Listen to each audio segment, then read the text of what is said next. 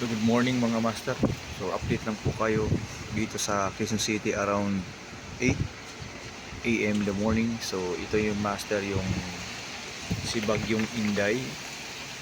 Hopefully na palabas na siya para lahat maging normal at the same time makapaggalaw na ng maayos. So eventually mga master, dito sa Quezon City, ito po yung status nito ngayon sa weather. Okay, so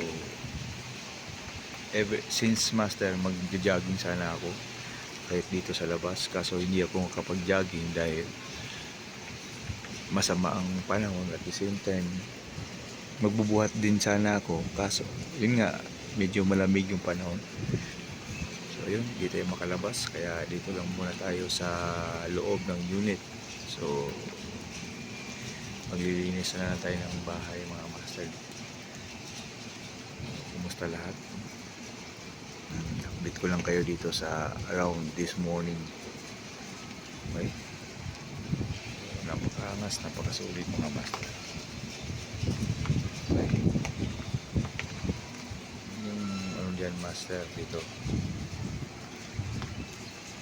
diba? So sa Quezon City master, ito yung mga panahon. Yan yung kaulapan mga master.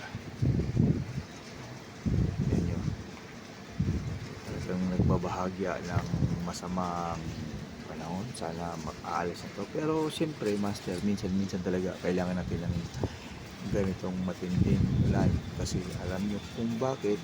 Dahil kailangan din sa mga halaman natin, lalo na sa nagpapalay, no? Nasa farm, yan, kailangan ng mga halaman ng ganitong panahon. Huwag lang talagang bubukso, huwag lang yung gagrabe, huwag naman din yung matagal, yung storage siya. Kumusta lahat, lalo sa province area? So kumusta, ingat po lahat, no? Yung mga Grab driver, mga Joy Car, basta lahat yung nagka-tricycle na nagsusuporta sa pang-araw-araw, ingat lahat, no? So yung nagtatrabaho, ingat din kayo, kasi feel ko rin sa inyo kung anong hirap pag mga ganitong ulan na papasok sa trabaho, kaya ingat lahat. So update ko lang kayo kung saan kayo mapadpad itong video. Ito po yung situation dito sa Quezon City master. Kung baka may mga kamag-anak kayo, kakilala, or nasa ibang bansa na daan po yung video, paki-comment na lang kung saan po kayo para makita ng lahat, para ma-prevent or ma-shoutout man kayo, no, sa page natin. Okay, so ingat lahat, God bless you all.